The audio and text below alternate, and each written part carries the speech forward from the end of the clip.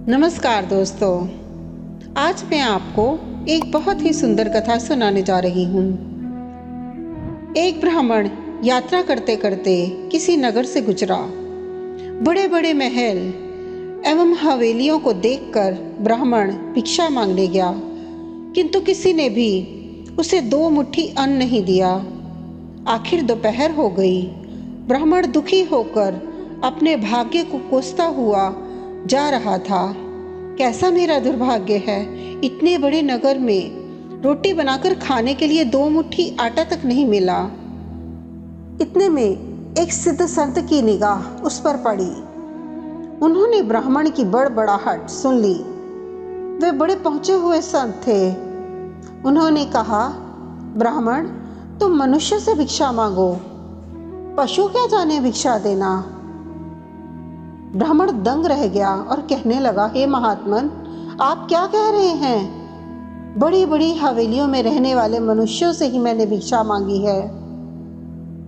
संत बोले, नहीं ब्राह्मण, मनुष्य शरीर में दिखने वाले वे लोग भीतर से मनुष्य नहीं हैं। अभी भी वे पिछले जन्म के हिसाब से ही जी रहे हैं। कोई शेर की योनि से आया है तो कोई कुत्ते की योनि से आया है, कोई हिरण की से आया है तो गाय या भैंस की योनि से कोई आया है।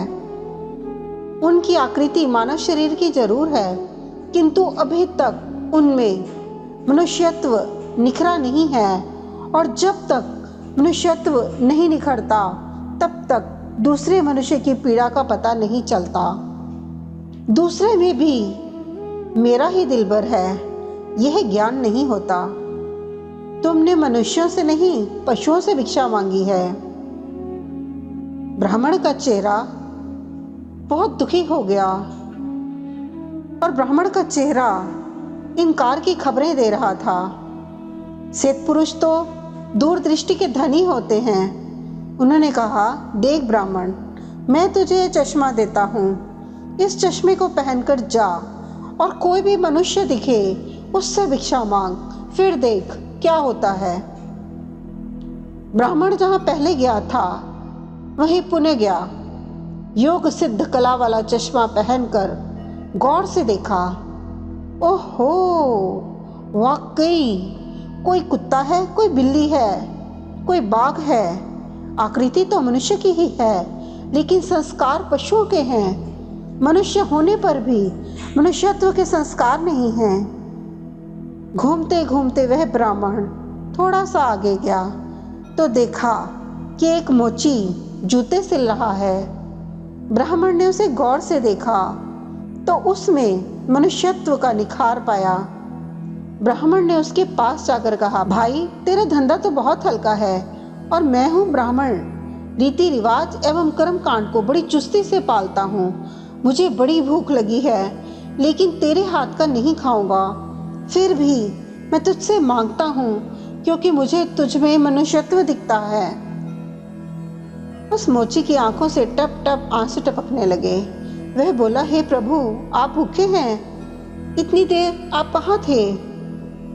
यह कहकर मोची उठा एवं जूते सिलकर टका, आना, 2 आना वगैरह जो इकट्ठे किए थे उस चिल्लर को लेकर हलवाई की दुकान पर पहुंचा और बोला, हलवाई, मेरे इन भूखे भगवान की सेवा कर लो।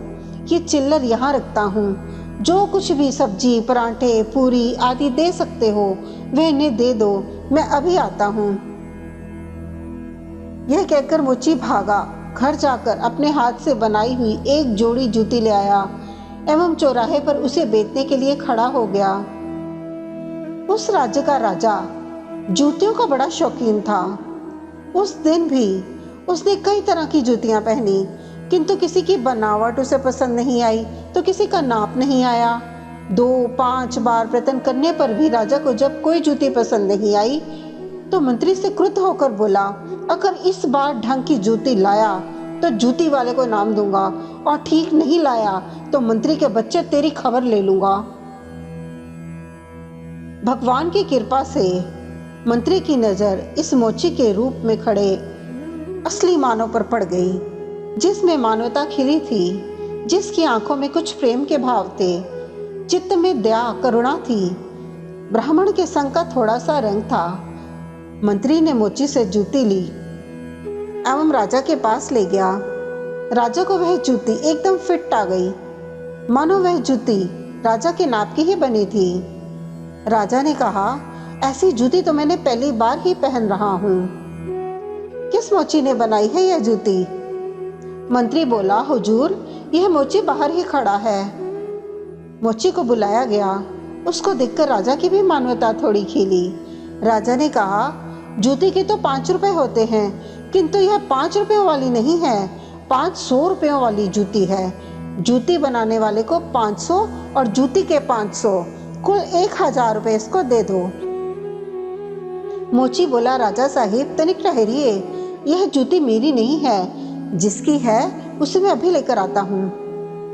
मोची जाकर विनय पूर्वक ब्राह्मण को राजा के पास ले आया एवं राजा से बोला, राजा साहब, यह जूती इन्हीं की है। राजा को आश्चर्य हुआ। वह बोला, यह तो ब्राह्मण है, इसकी जूती कैसे? राजा ने ब्राह्मण से पूछा तो ब्राह्मण ने कहा, मैं तो ब्राह्मण हूँ, यात्रा करने निकला हूँ।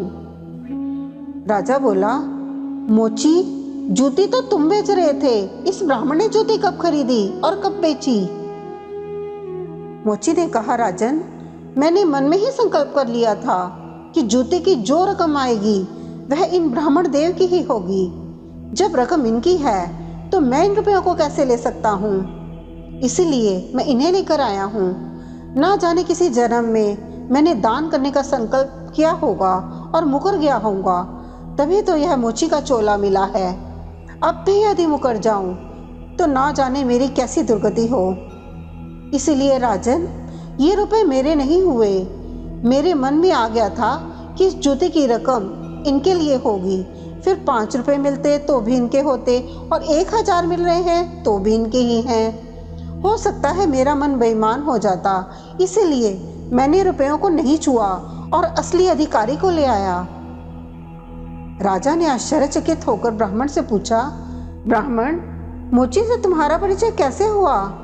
ब्राह्मण ने सारी आपबीती सुनाते हुए सिद्ध पुरुष के चश्मे वाली बात राजा को बताई और बताया, आपके राज्य में पशुओं के दीदार तो बहुत हुए, लेकिन मनुष्यत्व का विकास इस मोची में ही नजर आया। राजा ने कौतूहलवश कहा, लाओ वह चश्मा जरा हम भी देखें। राजा ने चश्मा लगाकर देखा तो दरबारी वगैरह सभी में उसे कोई ना कोई जानवर दिखाई दिया। कोई सियार दिखा तो कोई हिरण, कोई बंदर दिखा तो कोई रीछ। राजा दंग रह गया, यह तो पशुओं का दरबार भरा पड़ा है। उसे हुआ कि ये सब पशु हैं तो मैं कौन हूँ? उसने आईना मंगवाया एवं उसमें अपना चेहरा देखा तो शेर। उसके आश्चर्य की सीमा नहीं रही। ये सारे जंगल के प्राणी और मैं जंगल का राजा शेर, यहाँ भी इनका राजा बना बैठा हूँ। राजा ने कहा, ब्राह्मण देव, योगी महाराज का यह चश्मा तो बड़ा गजब का है, वे योगी महाराज कहाँ होंगे? ब्राह्मण बोले, वे तो कहीं चले गए। ऐसे महापुरुष कभी कभी ही और बड़ी कठिनाई से ही मिलते हैं। श्रद्धावान ही ऐसे महापुरुषों से लाभ उठा पाते हैं। बाकी तो जो मनुष्य के चोले में पशु के समान हैं, वे महापुरुष के निकट रहकर भी अपनी पशुता नहीं छोड़ पाते। दोस्तों, अगर आपको ये कथा पसंद आई हो तो कृपया इसे लाइक कीजिए, शेयर कीजिए और सब्सक्राइब जरूर कीजिए। नमस्कार।